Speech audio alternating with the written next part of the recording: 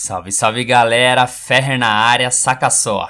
Começou a nova temporada de animes de abril e tô trazendo anime novo, pessoal. O nome vai estar no primeiro comentário fixado, então maceta o like e se inscreve no canal para não perder os próximos vídeos. Fiquem com o resumo aí, valeu! O anime começa mostrando um plebeu gravemente ferido, abrindo os olhos e cercado por seus inimigos, que tiram sarro dele, com desprezo por sua humilhação. O homem de sua frente, antes de acabar com a vida do rapaz, concede a ele a oportunidade de lançar um último feitiço.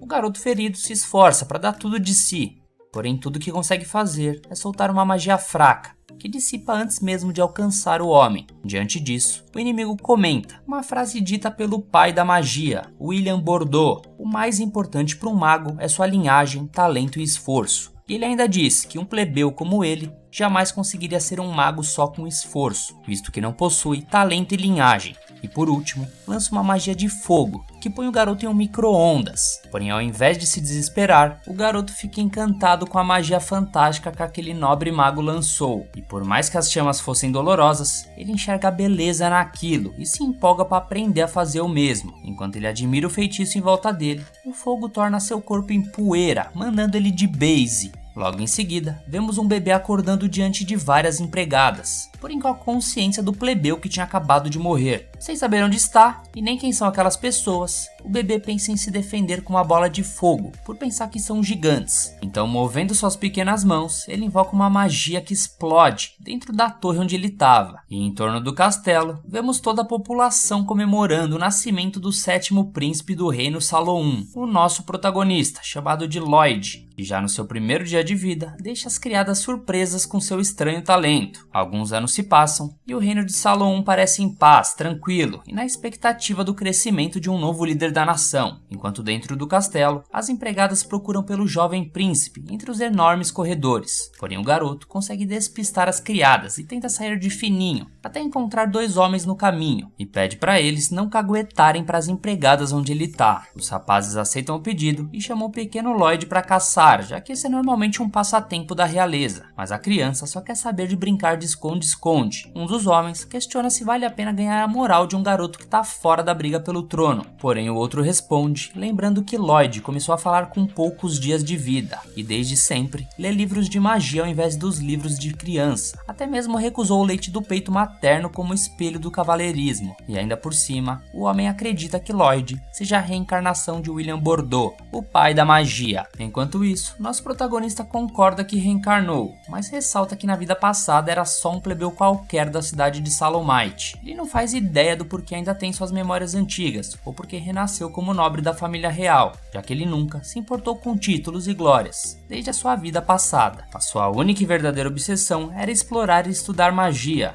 E pelo menos essa biblioteca cabulosa pode fornecer todo o conhecimento que ele sempre quis, e ainda mais um pouco, ao contrário da antiga Academia de Magia de Saloum. Contudo, quando ia retomar seus queridos estudos, uma criada chamada Silfa puxa o garoto para o seu treinamento de batalha. Quando chegam lá, Lloyd demonstra ter grande talento com a espada de madeira, mas não entende o motivo do sétimo príncipe, sem chances de subir ao trono, precisar realmente fazer esse treinamento. A garota lembra a ele que sucessão não é tudo e que um membro da realeza deve saber como manusear uma arma. E desde que foi encarregada pela educação do garoto há 3 anos atrás, Silfa faz o que pode para desenvolver o príncipe da melhor forma, portanto leva seu trabalho muito a sério. Nisso, nosso protagonista percebe que fazer corpo mole só vai fazer o treino durar mais. Por isso, volta ao duelo com uma tática para a luta acabar logo e ele poder voltar a ler. Ele usa uma magia de controle para imitar todos os movimentos da professora, fazendo parecer que ela está lutando contra si mesmo. No entanto, como a mulher é mais alta e mais forte, não adianta nada ele copiar os movimentos estando em desvantagem, e por essa razão,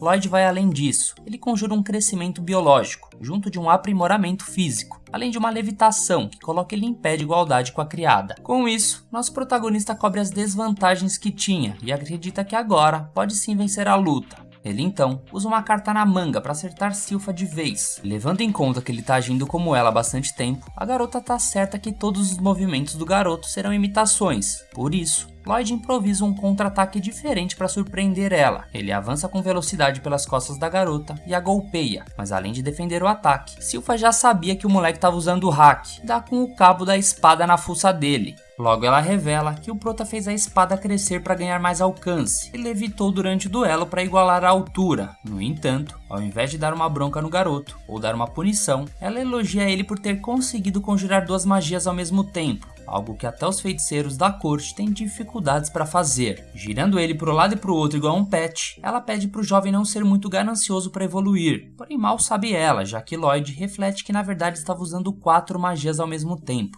mas prefere ficar quieto quanto a isso, além de manter silêncio sobre seu real poder. Já pela noite, nosso protagonista atravessa o palácio escondido para checar se é verdade um rumor, que sempre escutou sobre uma biblioteca secreta no subsolo, e usando magia de invisibilidade, ele se aproxima de um guarda e diz que realmente existe essa biblioteca, alertando o companheiro para não baixar a guarda, já que nesse local proibido existe uma magia que poderia abalar o reino, além de um perigoso demônio que foi selado lá dentro. Animado com as informações, nosso protagonista desce as escadas enquanto um guarda garante que nenhum bandido é capaz de furar a segurança deles. E mesmo que consiga, 10 magos usaram sua magia mais forte para selar a entrada, criando uma barreira inabalável. Entretanto, Lloyd destrói o selo como se fosse um cadeado enferrujado e fica maravilhado por ter vivido 10 anos naquele lugar sem fazer ideia que por lá tinha uma seção tão incrível e escondida. Sem pensar 2 vezes, ele explora a biblioteca todo bobo, como uma criança na Disney. Planejando reconstruir o selo da entrada quando for embora, eis que do nada uma estranha criatura surge de dentro de um livro e se mostra impressionado por um moleque ter finalmente ultrapassado a barreira mágica. O monstro se apresenta como Grimoire, o demônio do livro proibido.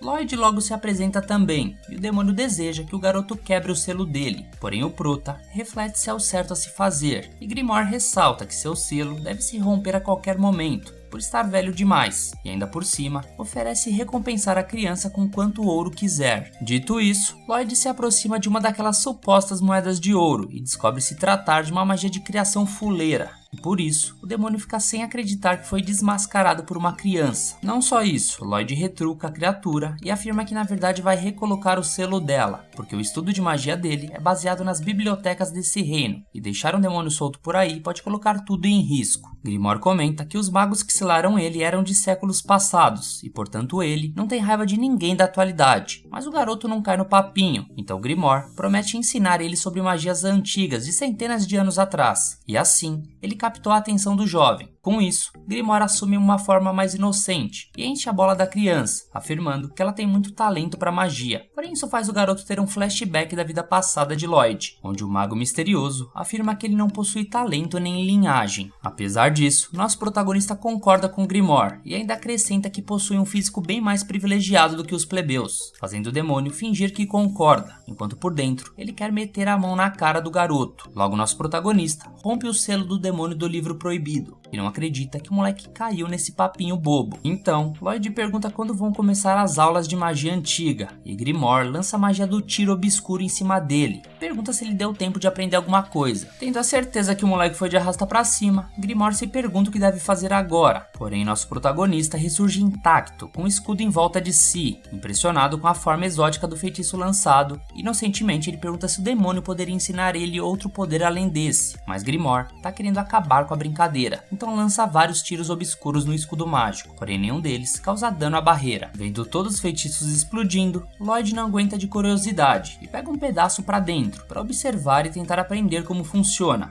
O dedo do garoto se desintegra com a densidade da mana, porém ele lambe o dedo esfolado como se fosse algodão doce e pede pro demônio mandar a próxima lição. Grimoire fica maluco e assume uma transformação que permite conjurar o tiro obscuro espiral. Quando a magia atinge a barreira, nosso prota aproveita para analisar que a fusão de 2 encantamentos é um tipo de magia especial, que só demônios de 2 bocas podem conjurar, como se fosse um estágio mais avançado do tiro obscuro normal. Apesar da admiração pelo feitiço, ele não foi capaz nem ao menos de arranhar o escudo mágico do prota. E com isso, Grimoire simplesmente não acredita que sua magia mais poderosa é inútil contra essa barreira. Lloyd ignora a frustração do demônio e comenta que ele se empolgou muito ao aprender sobre esse feitiço, decorando a fórmula e o controle do fluxo de mana como se fosse a coisa mais divertida do mundo. A essa altura do campeonato, Grimoire não sabe nem mais como reagir a essa criança louca, então tenta fugir por medo de acontecer o pior. No entanto, Lloyd tinha estendido sua barreira até os limites da biblioteca para proteger a entrada do castelo. Então o demônio perde a última cartada e pelo menos tenta convencer a criança que ele não estava tentando fugir. Nosso prota acredita na palavra do demônio e explica que na verdade deu uma brecha meio perigosa no passado. Então agora resolveu se precaver e isolar os ambientes que poderia dar ruim. Grimoire perde a paciência de novo com essa história e volta a ameaçar o príncipe. Porém Lloyd não tá afim de defender mais um tiro obscuro. Dessa vez ele quer ver uma magia antiga defensiva e por isso invoca a bola de fogo impetuosa para o demônio defender. Apesar da boa intenção do garoto, Grimoire quase vira churrasquinho na biblioteca inteiramente devastada. E o nosso prota pergunta por que ele não se defendeu. Em seguida, o príncipe usa sua magia para restaurar o local inteiro, já que sua bola de fogo tinha devastado o local. E tudo que Grimoire quer saber é quem é esse pirralho overpower. O demônio baba o ovo do garoto para limpar sua barra, e o prota devolve os elogios de volta.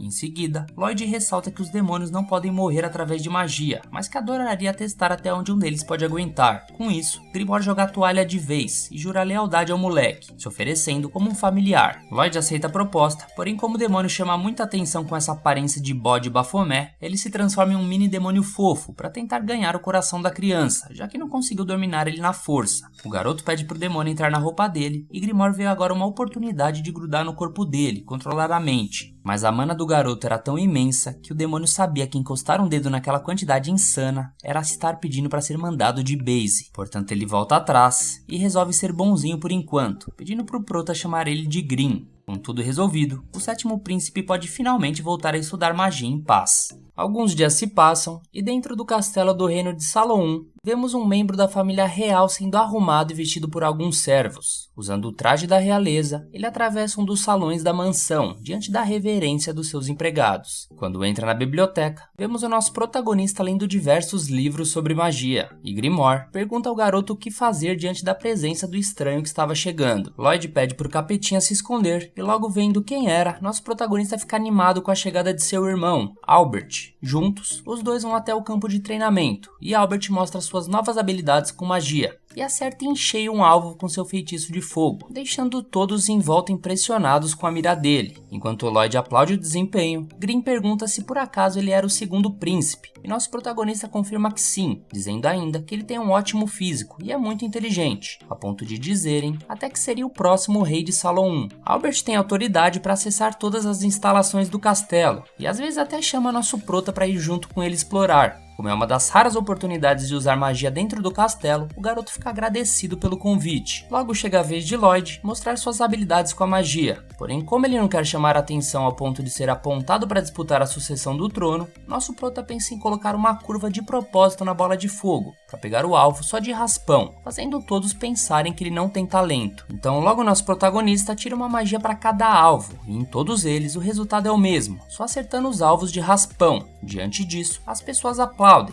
porém um tiozinho ironiza o fato do garoto só conseguir ter acertado de raspão, enquanto o Green se questiona se o homem sabe o quão difícil é fazer tudo isso de propósito. Em seguida, o garoto decide adicionar rotações a bolas de fogo, poupando mana e tornando a trajetória mais estável. Porém, antes de atirar, Albert se despede do irmão para fazer um pequeno descanso. Mas todos os presentes vão embora junto do segundo príncipe. E se vocês acharam que Lloyd ia ficar puto por isso, muito pelo contrário, ele comemora o fato de ter o stand de tiro só pra ele, que já estava louco para testar seus novos poderes, como por exemplo o truque de encantamento duplo que aprendeu com o Grimoire. O capetinha alerta que essa técnica é exclusiva para demônios, porque caso humanos tentem fazer isso, pode acabar ganhando uma segunda boca de graça. Nesse caso, como quem não quer nada, nosso prota absorve o Green para dentro do seu corpo e manifesta ele na sua própria mão, deixando o demônio revoltado. Mesmo assim, Lloyd pede para ele lançar a bola de fogo impetuosa, e o pequeno tira a onda que magia avançada não era nada para ele. No entanto, uma porrada de feitiços aleatório se mistura no corpo compartilhado pelos dois, e depois de uma série de alucinações sonoras e visuais, Green parece ter voltado de um genjutsu. Refletindo um pouco sobre o acontecido, nosso prota lembra que eles acabaram de experimentar uma pilha de feitiços, que é uma técnica de misturar encantamentos de vários feitiços para reduzir o tempo de conjuração deles. Aparentemente, o moleque estava invocando umas centenas de magia ao mesmo tempo, e isso causou essa combustão.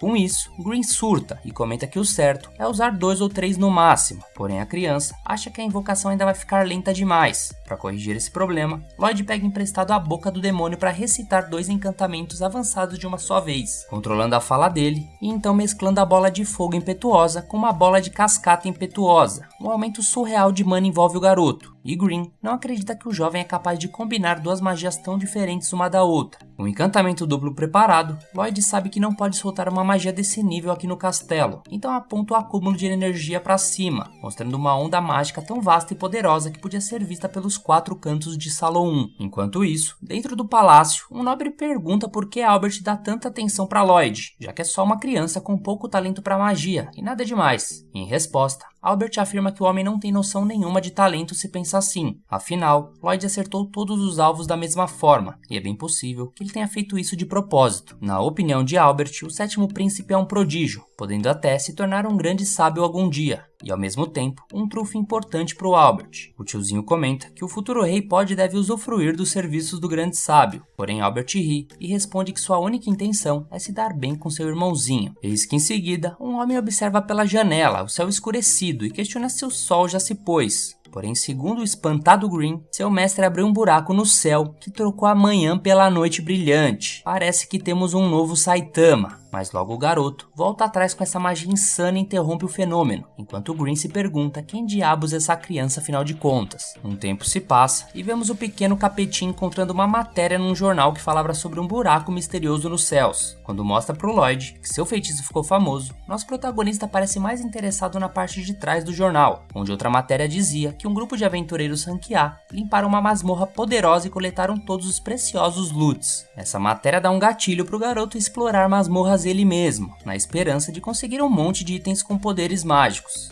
Green argumenta que a família real vai surtar quando não encontrar ele nos domínios do reino, então nosso prota resolve o problema, criando uma réplica de madeira de si mesmo, totalmente idêntica, tanto na aparência quanto o material que imita os ossos e pele, com as raízes funcionando como sistema circulatório. A cópia é tão perfeita que Green afirma que Lloyd vai poder sair bem tranquilo, mas o garoto responde que se fosse fácil assim, já teria zarpado antes. Segundo nosso prota, o verdadeiro problema é a Sylph, que em outro dia chegou no quarto dele comentando que ele tinha crescido 0,07 milímetros nos últimos dias, e por essa razão, o garoto duvida que enganaria aquela mulher com um boneco que só sabe dançar feito um TikTok, mas felizmente ele tem outra carta na manga. Então logo vemos o prota já sobrevoando pelos ares de Salão 1, em direção à sua jornada, enquanto se comunicava com seu clone através do Green, que possuiu a cópia do Lloyd enquanto conversa com ele através da mão do garoto. As servas em volta observam um boneco de madeira e comentam que o príncipe tá muito gatinho. Elas acham ele a coisa mais fofa do mundo. Enquanto isso, Green tá tentando manter a postura depois de ter colocado a mente na réplica e o corpo na mão do Lloyd. Então o prota pede pro bode ficar esperto com a Sylph e parte pra aventura, enquanto o Green aproveita a ausência do garoto no seu corpo falso com mana para trazer terror e pânico para a humanidade. Entretanto, nesse momento, nosso prota diz estar muito feliz por ter Green como familiar e diz que pode contar com ele para tudo. Ouvindo isso, o pequeno bode derrama algumas lágrimas, mas logo se finge de brabo de novo para tentar manter a postura. Enquanto isso, Lloyd não faz ideia de onde achar uma masmorra, por isso para um pouco para raciocinar, até que uma garota surge, parecendo fugir de vários orcs. Ela corre deles por um tempo, logo ela se vira contra eles e ataca um por um, com tanta força que era só hit kill nos grandalhões. Por último, a mulher invoca uma magia que destrói todos eles em pedaços, enquanto vemos sua capa com a palavra escrita guerreiro. Green acha que ela é daquelas artistas marciais, e Lloyd adorou a forma como ela respira, porque ela canaliza uma energia chamada Ki, através de seus corpos pela respiração, o que permite o uso de técnicas incríveis. Nessa hora, a guerreira manda quem estiver escondido mostrar a cara, e nosso prota vê uma chance de aprender mais sobre essa respiração. Porém, Green comenta que ela pode descobrir que o garoto é um príncipe de Salão 1. Nosso prota então continua escondido e a garota diz identificar ele como inimigo e se prepara para enfrentar ele. No entanto, o garoto tinha se disfarçado de aventureiro novato chamado Robert,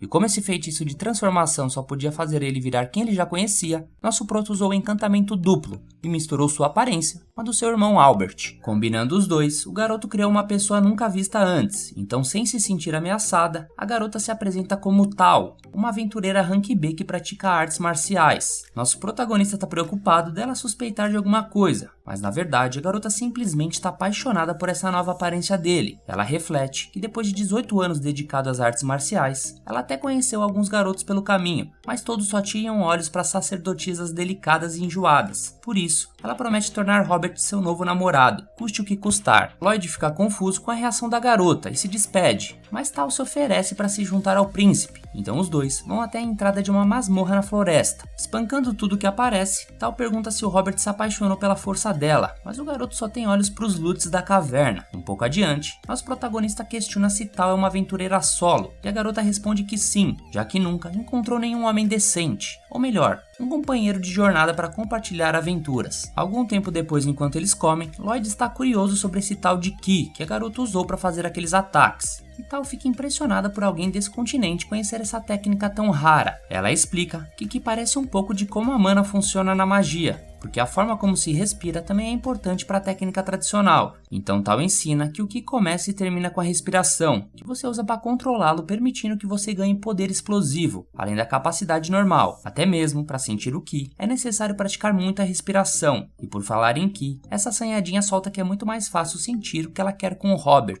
Porém nessa hora, o garoto estava tentando imitar a respiração para sentir essa manifestação nele. E depois dele falhar, a garota dá uma bronca no garoto, porque ele correu o risco de ferrar o pulmão, já que não tem o costume com essa técnica. Apesar de tudo, Lloyd consegue sentir essa vibração no seu interior, uma energia separada da mana dentro do seu corpo, e fica emocionado ao ter presenciado um momento tão belo da magia. Vendo a persistência do garoto por esse objetivo, Tal promete que vai ensinar mais para ele sobre essa técnica, então ela pede para ele praticar mantendo essa respiração até eles saírem da masmorra. A cena corta e vemos Green curtindo seu dia de magnata, não entendendo como aquele pirralho não liga para esse conforto todo e só fica querendo saber de magia o dia inteiro. Nesse momento, Sylvie se aproxima e Green já sabe que isso vai dar problema. Enquanto isso, Tal mostrava para o nosso príncipe o poder da explosão de Ki que ela usou para derrotar de primeiro o chefe dessa masmorra, o Lobo Cinzento. Com isso, agora eles podem abrir o baú e pegar o loot, mas a garota avisa que uma masmorra easy dessa não deve dar nenhum item que preste. E vendo o garoto fascinado pela aparência do baú, Tal comenta que ele parece mais interessado no baú em si do que no que tem dentro dele. E logo depois, repara que ele manteve a respiração do Ki até agora, e por isso, começa a considerar que de fato, esse homem seja o amor da sua vida, e que até mesmo o chato do seu avô aprova esse noivado. Dito isso, seu amado Robert só tem olhos pro baú do tesouro, só que ao abrir a parada, uma armadilha é ativada e quase fatia os dois no meio. Após isso, um Lich surge por debaixo do baú e flutua na frente dos dois. Apesar da aparência cabulosa, Lloyd parece interessado mais em saber se ele seria mais um chefe da masmorra do que de fato no monstro. Nosso prota pergunta que tipo de criatura era essa, mas a garota logo corta o assunto, pedindo pro Lloyd esperar lá fora. O garoto tenta negar de ir embora, mas Tal, sem pensar duas vezes, força ele através de uma técnica para ficar sozinha contra esse poderoso inimigo. Nessa hora, a garota é atacada pelo Lich, e mesmo que ela fique triste por ter tratado o Robert daquele jeito, a força do inimigo mostra que era melhor aquilo do que o garoto ir de base ali. Tal até bate de frente com o Lich, porém não consegue entender o motivo desse monstro tão forte estar numa masmorra de nível tão baixo, sendo que até aventureiros rank A teriam dificuldades contra ele. Já nosso prota, depois de ser expulso pela garota, fica frustrado por não ter aprendido mais sobre o Ki, então ele abre uma barreira que atropela os monstros pela frente, até que ele consegue frear e parar. Apesar de tudo, ele não sabe se deveria voltar pra lá ou não, por isso pede opinião do capetinha, mas Green nessas horas está passando perrengue e só consegue pedir pro mestre voltar. Nesse momento, Tal continua lutando contra o inimigo, mas ela sabe que não pode vencer essa luta e que o fim será triste. Mas já que ela conseguiu mandar o Robert pra fora, talvez ela consiga sair despercebida daquele lugar. Porém o Lich comenta sobre as técnicas de Ki da garota, dizendo que já comeu alguém que usava essa arte, e que não passa de uma forma inferior de magia. Agora, seria a vez da Tal ser devorada pelo monstro e ter suas habilidades roubadas. Mas segundo ele, só valeria a pena comer aquele garotinho que reagiu ao primeiro ataque dele. Nisso Tal comenta que Robert e o Lich são parecidos no sentido de sempre buscar conhecimento, mas ao contrário do monstro, o garoto é capaz de achar o que procura, até debaixo de um pedregulho, e não devorando pessoas. Ela sabe que a população atual trata o Ki como uma técnica ultrapassada e fraca, mas o Robert disse que achou incrível. O Lich fala que não tá nem aí pra isso, até que a garota usa sua respiração para chapiscar o inimigo, porém ele se protege com uma barreira mágica. Ainda assim, a garota treina desde os 5 anos todo santo dia, inclusive privando ela de fazer coisas normais do dia a dia, como arranjar um namorado. Então pelo menos ela tem que usar esse sacrifício para dar tudo de si uma luta como essa. E realmente ela consegue rachar o escudo na base da porrada, e em seguida usa uma técnica que atravessa a barreira como se fosse papel. No entanto, esse poder consumiu quase toda a energia da Tal, e agora ela mal consegue se mexer. Basicamente ileso, o Lich aparece novamente e diz que mesmo a técnica de Ki mais poderosa da garota é mais fraca que a mais simples magia que ele faz com um único dedo. Portanto, ele declara que a garota vai simplesmente ir de base à toa. Então ele conjura a habilidade Morticissura em cima da Tal para enterrar o defunto. Mas só que não, nosso protagonista simplesmente aparece com a barreira mágica e impede a garota de ir de arrasta. Dando uma risadinha psicopata, o garoto diz que vai ter que ser rápido porque ele tá com pressa, então ele chama o Lich pra bailar.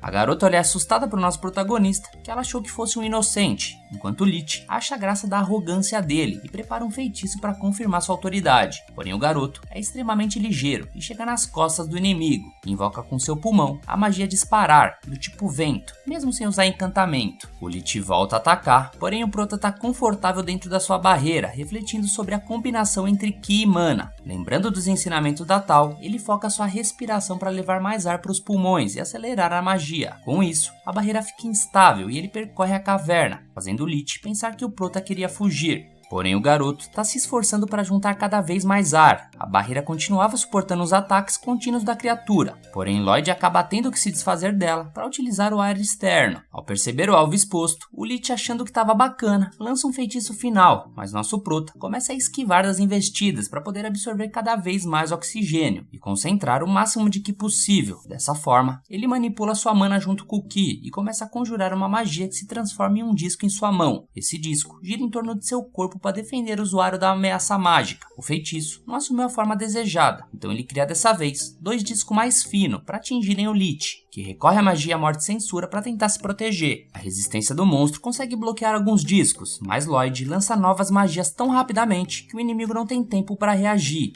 Diante disso, o Lich engole seu próprio orgulho ao ver uma técnica de Ki superando seus feitiços. Até que nosso prota prepara seu disco energético mais fino e afiado até o momento. O Lich se defende mais uma vez com seu escudo mágico, mas o disco corta a barreira junto com ele, e um corte simplesmente perfeito. E finalmente, mandando o Lich de volta para as profundezas das trevas. A garota não acredita no que vê, enquanto nosso prota parecia ter brincado como se fosse um treino. Depois, os dois finalmente vão atrás da merecida recompensa, porém logo percebem que foi uma perda de tempo, porque só tinha uma faca velha enferrujada dentro do baú. No entanto, Lloyd repara que ela é imbuída em magia, e pede para ficar com a arma, até que o baú é puxado para baixo da terra, fazendo a caverna começar a desmoronar. Assim, nosso prota nota que o tesouro é o núcleo que sustenta cada masmorra, e avaliando o mecanismo que alimenta todas essas dungeons, o garoto se empolga enquanto a caverna está caindo aos pedaços, o que desespera cada vez mais a Tal. Por fim, ele agarra o baú tão desejado e os dois fogem daquele local. Ao saírem, Lloyd percebe que o baú era o catalisador para reunir energias no subsolo e revitalizar a masmorra mais uma vez. Curiosa, Tal questiona se o rapaz optou por usar Ki em vez de usar magia apenas porque o Lich menosprezou a técnica, mas na verdade, o rapaz simplesmente achou que seria mais divertido. Eis que o garoto se lembra de Green e voa depressa para o alto, mas antes dele ir, Tal promete que vai se esforçar até conseguir usar a técnica final que o garoto usou,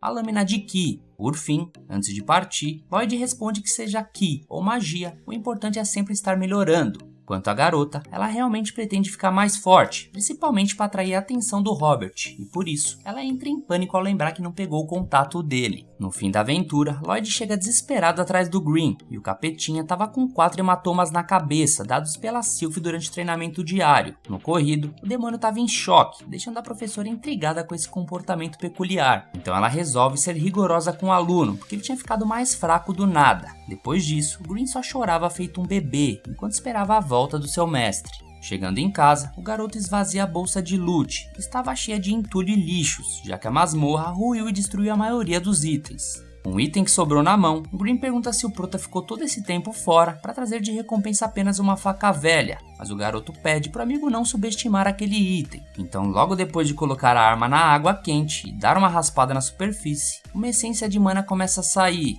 um catalisador que eleva as fórmulas mágicas imbuídas a níveis incríveis. No caso dessa faca, parece que foi encantada com o poder de fortalecimento. Em seguida, ele chacoalha toda a essência num recipiente para quebrar a fórmula, mas toma cuidado para não desperdiçar esse material, já que não é uma coisa que acha em qualquer lugar. Sendo assim, Lloyd analisa a essência de mana para poder criar mais sozinho, e usando a habilidade de purificação de água, ele filtra as impurezas e separa os elementos base, que são óleo, prata e hematita. O capetinha comenta que hematita é feita a partir de pó de núcleo de monstro, mas nosso prota acha que consegue fazer um improviso com o núcleo da masmorra. Logo vai ficar faltando óleo, prata e as armas para imbuir. Então o prota vai até seu pai e pede aquele fortalecimento de prata. O velho pergunta se não era melhor levar ouro, mas o Lloyd precisa mesmo de prata. E o rei fica encantado com a humildade do seu filho. Então, com o material em mãos, o garoto e o demônio se reúnem num quarto escondido e escuro para começar a preparar. No dia seguinte, as coisas voltam à rotina, com o Sylphie reconhecendo seu aprendiz de novo depois de uma trocação de espada. Ao usar a disparada, nosso prota corre para baixo da saia da serva, mas ela é bem rápida e consegue desviar do ataque. Depois, ele invoca uma magia que impressiona a garota, mas que só serviu de cobertura para Sylphie se esconder e terminar a luta, com mais uma vitória na carreira. Depois do treinamento, nosso prota não acha justo ganhar o óleo, já que o trato era conseguir a substância se acertasse a professora uma vez.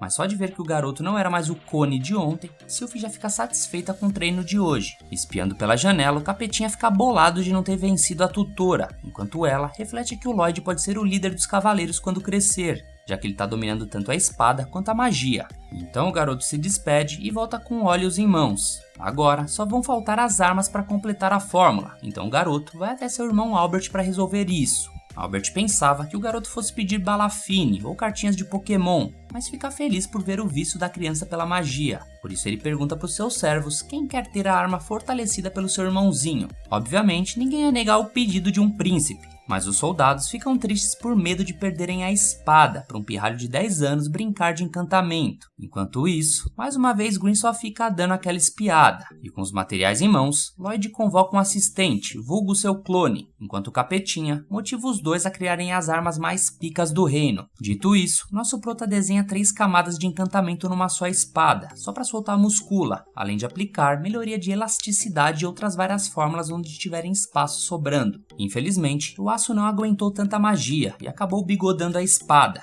então o pequeno mago tenta pegar mais leve para não jogar toda a fórmula no lixo. No processo, Lloyd ia fazendo uma por uma, até conseguir aprimorar 50 de 120. Quando volta para o seu irmão, ele lamenta ter quebrado 70, mas na verdade ele tinha conseguido 80, só que quebrou mais 10 tentando colocar mais magia do que devia. Dando um check nos armamentos, Albert lembra que a taxa de sucesso de um encantador de primeira é de apenas 10%, por isso seu irmão fez um trabalho espetacular. Eis que do nada, ele nota uma espada inusitada no meio das outras. Enquanto isso, os soldados começam a fingir que suas espadas ficaram melhores, já que não botavam fé em um pirralho usando magia, até que a espada de um deles cortou a bainha no meio ao ser guardada. Nesse momento, Albert saca a espada especial e o prota tá doido para ver suas criações em ação, por isso o segundo príncipe chama o garoto para caçarem monstros juntos.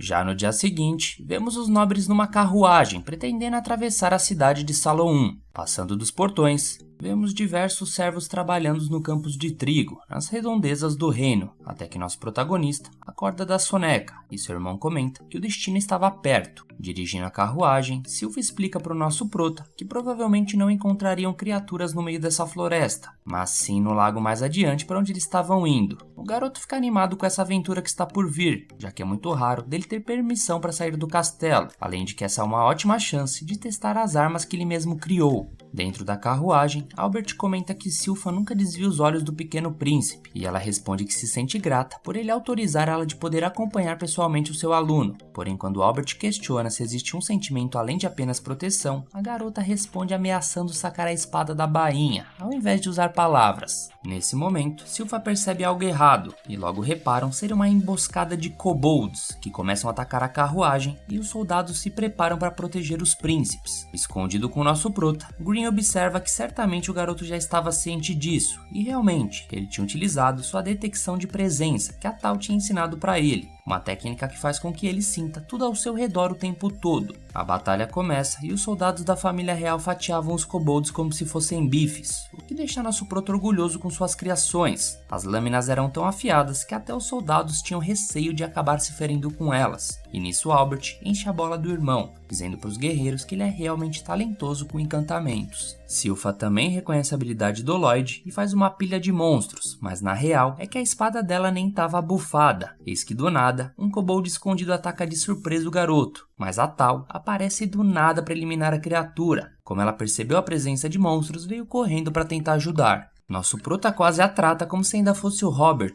mas consegue se conter, então Tal se aproxima, refletindo de como esse garotinho consegue usar a respiração do Ki. Observando o rosto do menino, ela jurava que ele seria o Robert, mas se enganou. Sylpha, observando tudo, interrompe a intimidade com qual a garota está tratando o sétimo príncipe de Salon. Nisso Tal responde para a empregada não subestimar a técnica de Ki dela, criando assim um clima tenso entre os brothers. Só que logo Albert a pacifica a situação, chamando a Tal para acompanhar a carruagem até as margens do lago. Assim que anoitece, eles montam um acampamento para descansar, e vemos Albert se apresentando para Tal como o segundo príncipe do reino de Saloum. Descobrindo o status do garoto, Tal pede desculpas por ter agido daquele jeito mais cedo, enquanto nos pensamentos estava molhadinha pelo príncipe. Ela reflete que Albert até lembra um pouco o Robert, mas com certeza ele não era o garanhão que ela tinha sentido a presença. Enquanto isso, nosso prota tenta ficar escondido, e o carneirinho aconselha que ele não pare a respiração de Ki do nada, senão ia ficar muito suspeito. Então ele decide ficar quietinho dentro da tenda, até que a tal criatura apareça. Lá dentro, Sylvia estava usando a tenda dele e aproveita para mantê-lo seguro, mas o garoto não ficou muito feliz com isso não. Então Sylpha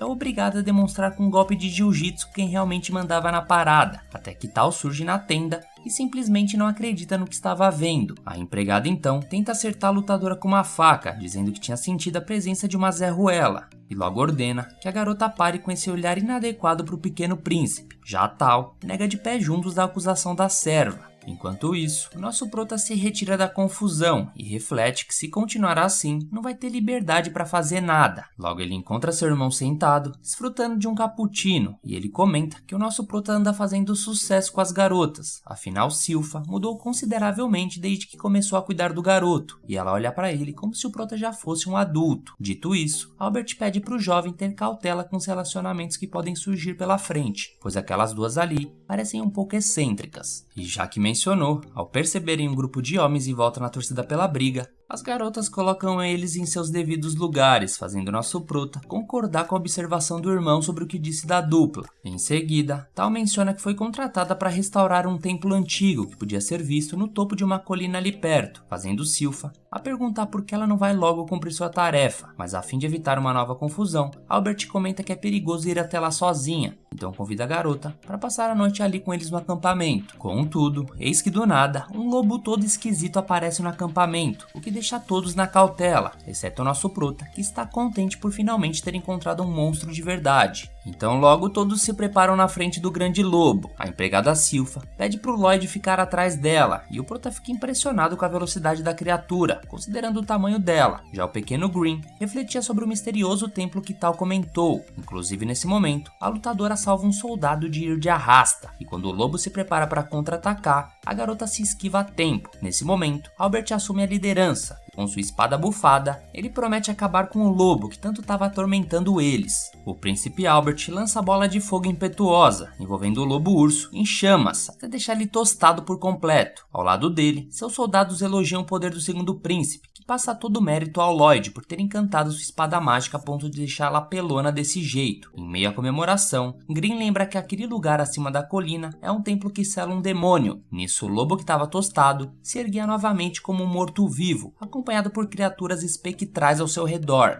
Dentro do imenso animal, uma voz começava a rir na tentativa dos humanos de ferirem seus servos. E logo brota da boca do lobo o demônio Pazuzu, dizendo que esses humanos pagarão o preço de ter feito isso, com a vida. Assim, diversas criaturas avançam contra os soldados. Agora a porra ficou séria. E embora Albert tenha acertado o olho de uma das criaturas, o monstro começa a se regenerar automaticamente. Tal aparece dando uma bicuda para ajudar o príncipe. E logo o garoto olha ao redor e repara que esses lobos são diferentes de todos que ele conhece, com alguns parecendo ser mestiços. Isso deve ser coisa do demônio que os controla. Longe dos perigos noturnos, Lloyd pergunta pro Green se ele conhecia esse outro demônio que apareceu. Embora não conheça, Green sabia que ele estava transmutando mana para controlar os monstros, e que esse poder permite controlar alguém como se fossem marionetes. Não só isso, ele envia mana bastante para eles se regenerarem dos ataques que recebem. Nosso prota olha pro seu familiar com cara de cachorrinho sem dono e pede para ele ensinar como transmutar mana também. No meio do pelego, Sylpha só fica observando a Tal ser pisoteada por um monstro gigante, enquanto Green tenta dizer ao prota de que essa não é uma boa hora para ter uma aula. Só que o Lloyd não tá nem aí pra hora do Brasil. Assistindo ao combate, Pazuzu repara que alguns humanos ali até que tem algum talento, mas a maioria são um pedaço de esterco, como aquele pirralho e sua empregada que estavam cagando de medo. Ouvindo o que o demônio disse, Sylpha se enfurece com suas palavras e simplesmente pede licença pro príncipe. Ela vai na direção de Pazuzu, que continua falando groselha pra empregada. Coitadinho desse demônio. Silpha então pergunta se os servos do demônio seriam igual a esse saco velho onde ele estava escondido. E ainda completa dizendo que o próprio demônio fedia mais que um umbigo de mendigo. Dizendo que esse chupeta tá contaminando o ar fresco do jovem príncipe, ela confirma que ele pagará com a vida. Dito isso, o demônio ri de novo e comenta que todos os lobos-ursos que foram derrotados já estavam totalmente curados. Então, enquanto ele estiver canalizando mana, seus servos vão se regenerar infinitamente. E quanto ao esgotamento da mana, ela poderia ficar tranquila, porque demônios são como um acumulado de mana. Nesse momento, Silpha coloca a mão no nariz e Pazuzu comenta que ninguém iria salvar ela agora. Então ela responde que na verdade o bafo dele estava tenebroso. O demônio fica putinho e tenta atacar Silpha distraída. Albert até acha que ela iria de base, porém ela não só tinha escapado do ataque, como também fatiado cada uma das 4 patas do lobo. O demônio se regenera mais uma vez, porém todos reparam que estava um pouquinho mais lenta do que estava. Afastado do pelego, Green diz ao garoto que transmutar mana é um trabalho delicado, porque do jeito que Pazuzu fez, ele sincronizou a mana com a natureza dos monstros, que ajuda ele a manter o controle sobre elas. No começo, é bom ele colocar cor na sua mana, depois o formato e o cheiro. Rapidamente, o Prota tinha feito uma flor rosa com um cheiro incrível, então ele e o Green até fecham os olhos para se deliciarem com o aroma daquela rosa. Nesse mesmo momento, Silpha botava o Pazuzu para mamar, e ainda por cima, ela pediu a espada encantada feita pelo protagonista para dar um fim em Pazuzu, que logo começa a perceber que acabou mexendo com a pessoa errada, e até agora não conseguiu acertar um golpe nela sequer. E não só isso, agora ela possuía uma arma muito poderosa em mãos. Dito isso, o demônio reflete que ficou curioso sobre esse moleque que tem uma babá tão poderosa o protegendo, por isso planeja dissecá-lo para examinar seu corpo. Parece que esse cara realmente não aprendeu. Então, enquanto ameaçava a Silpha, girando em volta dela numa velocidade cabulosa, ele pensa que achou uma brecha para acabar com ela. Depois de abocanhá-la, Pazuzu achou que estava na Disney e que tinha chance de acabar com ela. Porém, Silpha só aproveitou para chegar mais perto do demônio.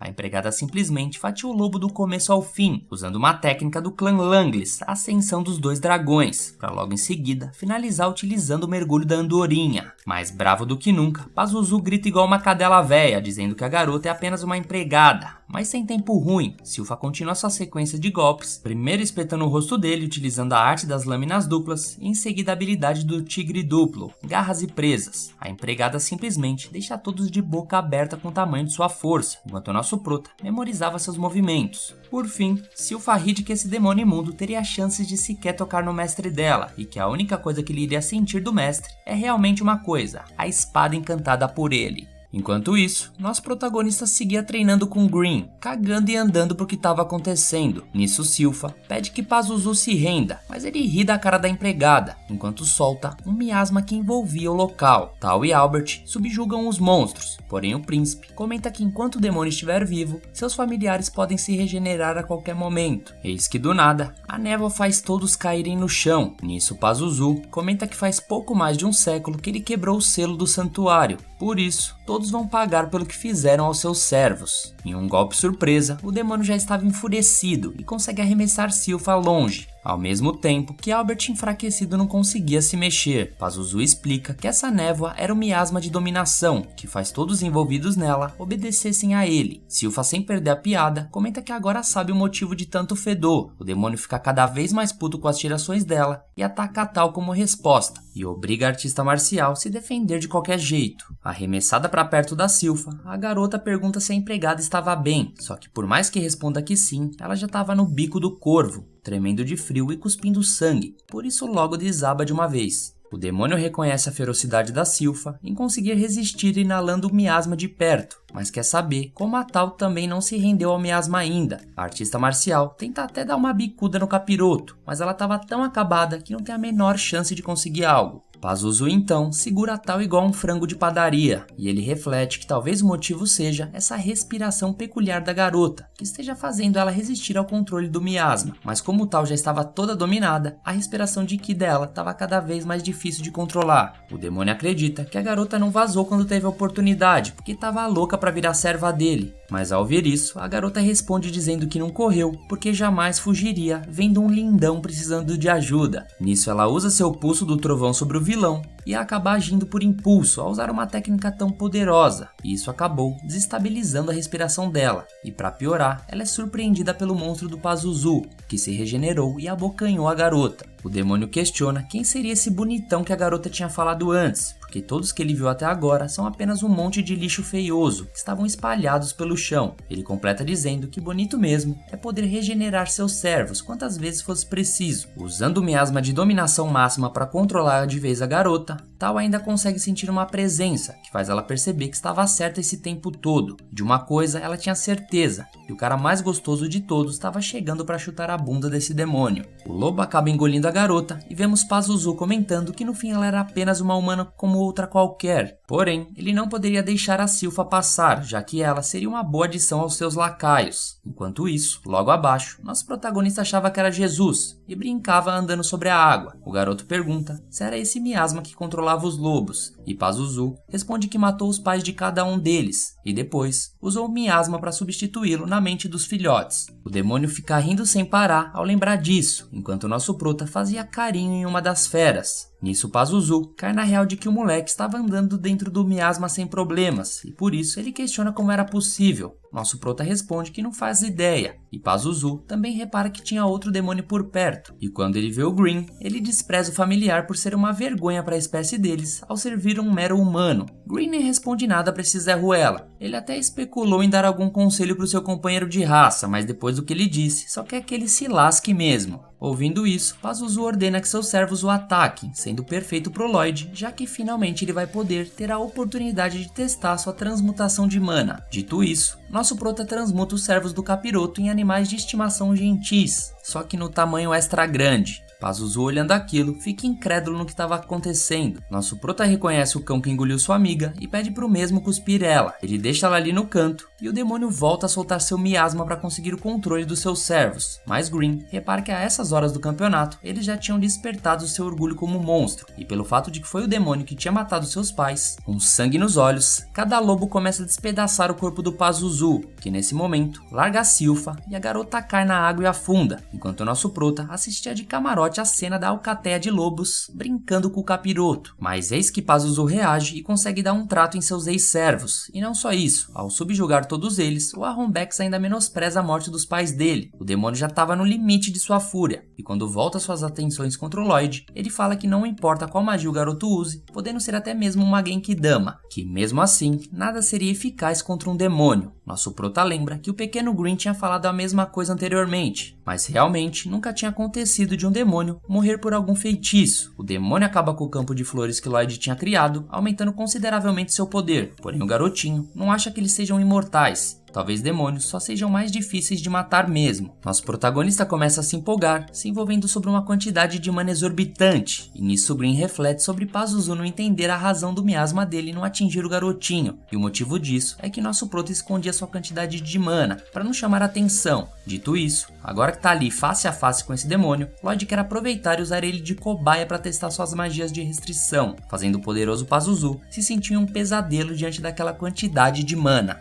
De início, o garoto tenta colocar o demônio dentro de um escudo mágico, mas ele consegue escapar. Em seguida, nosso prota começa a tentar prender ele em diversas barreiras, e o demônio entende que o garoto só estava brincando com ele, tentando colocar ele numa gaiola. Desesperado, ele voa para não acabar preso numa daquelas barreiras mágicas. Conforme o demônio ficava cansado de tanto fugir, Green perguntava quantos feitiços nosso prota poderia mandar de uma só vez, e ele responde que cerca de 20, mas se tivesse a ajuda dele, conseguiria bem mais. Sem perder tempo, Green se junta à mão do garoto, e os dois juntos invocam tantas barreiras que o único lugar possível para o demônio fugir era para debaixo d'água, senão seria pego. As conjurações não paravam, e Pazuzu começou a achar que estava boneco com sua agilidade para fugir, mas logo ele acaba bigodando, uma magia de classe espacial chamada Cláusula Dimensional. Basicamente, ela apareceu com a fusão de todas as barreiras criadas. A criatura desesperada tenta se livrar do feitiço se debatendo para todo canto, porém nosso prota não ficou nada feliz com o experimento que aquele demônio fez naqueles lobos ursos. Dito isso, a coisa fica mais feia ainda para a mosquinha que estava presa. Diante desse poder, Pazuzu percebe que é possível ele ir de base, mesmo que demônios serem ditos como invencíveis. Por isso ele tenta convencer o garoto a poupar a vida dele em troca de títulos, dinheiros ou mulheres. Mas tudo que nosso prota queria mesmo era apenas testar testar seus feitiços na criatura. Logo em seguida, Lloyd combina o inferno ardente com a tempestade revolta, o solo sísmico e a tormenta revolta. Ele usa também o nível mais alto dos 4 elementos, multiplicando por 100 repetições, e simplesmente arremessa essa magia antes nunca vista, que dava cerca de 240 feitiços por minuto. Assistindo a tudo admirado, nosso prota fica tão encantado com aquelas cores que decide manter a magia por meia hora. Mas aí também é loucura, né? O pequeno feiticeiro logo se cansa e cancela o feitiço depois de apenas 5 minutos. E logo pergunta se ainda tinha alguém ali dentro. Mas Pazuzu tava só o pó da rabiola e infelizmente não respondeu nada. Quando questionado se ele estava morto, Green explica que as magias têm efeito nos demônios, assim como a luz e o som têm efeito nos humanos. Mas diante da quantidade de estresse que foi aplicado nele, parece que é isso que acontece. Aos trancos e barrancos, Pazuzu comenta que passou um século na angústia, criando aqueles monstros para governar o mundo. E tudo desmoronou facilmente por apenas um mero garotinho. Um pouco depois, o resto do pessoal começa a acordar e nosso prota lembra que precisava inventar uma história para explicar o que aconteceu. Conforme Pazuzu e a D-Base se desintegrando, Green explica que existe uma vantagem em abrir mão do próprio orgulho para seguir uma pessoa mais forte. E é mais fácil se divertir com alguém que estava se divertindo. Por isso, esse garoto atrai tantas pessoas à sua volta. Percebendo que esse não deveria ser um discurso de um demônio, Green diz que esse não é o seu caso, que tudo que ele deseja é vingança contra o nosso prota. Então Pazuzu ri e entende que foi de Base por não estar se divertindo. Ele aproveita e entrega sua ambição pro Green, o que concede a ele mana extra para conseguir sua vingança em breve. Até parece. Enquanto isso, nosso prota inventava uma lorota que um mago chamado Robert apareceu e salvou todo mundo. E Tal fica pilhada ao ouvir isso, louquinha para reencontrar seu crush. Já na volta para casa, vemos os 2 filhos do rei se ajoelhando perante a majestade, e apesar do rei reconhecer a força de Albert ao derrotar um demônio, questiona o fato dele ter partido apenas com poucos guardas. Quando perguntam onde estariam o Robert e a garota Tal, que ajudaram seus filhos, os garotos contam que Robert sumiu antes de todos acordarem. Já a Tal tinha ido atrás do Robert depois da batalha. Na real, a garota era fissurada pelo mago que salvaram eles. Quando a garota percebeu que a capa que ela estava usando era do nosso protagonista, o próprio Lloyd mete o louco dizendo que o Robert tinha ido na floresta adentro, fazendo a garota sair vazada de lá. Dito isso, o próprio rei manifesta o interesse em conhecer esse tal de Robert, porém logo Albert diz que nosso protagonista foi quem realmente ajudou no sucesso da missão, e diante disso, poderiam considerar ele na sucessão do trono, já que a vitória só foi possível com os encantamentos que o nosso prota havia feito nas espadas dos soldados. O rei comenta que isso significaria mais um rival para o próprio Albert, mas o garoto não se importa caso ele não venha a ser a melhor escolha para governar o reino, já que essa decisão deve ser feita para o bem do reino. Além disso, não deveriam julgar ele pela sua idade, já que esse era o motivo do nosso prota ter ficado de fora da disputa pelo trono. O rei se levanta depois de dar uma risadinha e pergunta se Lloyd desejaria se juntar a essa luta pelo trono. Mas surpreendentemente, nosso prota humildemente recusa. A cena corta e vemos nosso protagonista correndo sozinho no pátio do palácio. Logo em seguida, o garoto é esmagado por um dos lobos ursos que ele salvou. Nosso prota conta que ficou surpreso que o novo pet seguiria ele até o reino, ao contrário dos outros que ficaram pela floresta. Observando o garoto fazendo carinho no novo amigo, Green reflete que nosso prota nunca tratou ele dessa forma, então ele aproveita e muda a aparência para ficar parecido com o lobo urso e tentar chamar a atenção do garoto, que pelo visto conseguiu. Nosso prota fica encantado com a fofura do Green e aperta ele como se fosse um bichinho de pelúcia. Na sequência, Silpha aparece dizendo que certamente esse lobo urso gostou do nosso prota. No desespero, o garoto logo esconde o Green às pressas no pelo do lobo e diz que deu um novo nome ao animal, Shiro. E o motivo era por conta da cor da pele dele. Ouvindo que nosso prota queria ensinar um monte de coisas pro Shiro, utilizando mana, Green reflete que o garotinho só liga pra magia, que até conseguiu recusar a sucessão, como se tivesse recusado uma bolacha. Nesse mesmo momento, vemos o rei enfatizando que o Lloyd foi modesto em recusar o convite, e Albert considera que o garoto apenas teria outras prioridades mais importantes no momento. Finalizando aqui, mais um episódio, pessoal. Caso tenha gostado do vídeo, não esquece de fortalecer deixando o like e de se inscrever no canal para não perder os próximos vídeos. Um abraço a todos, fiquem com Deus, fui!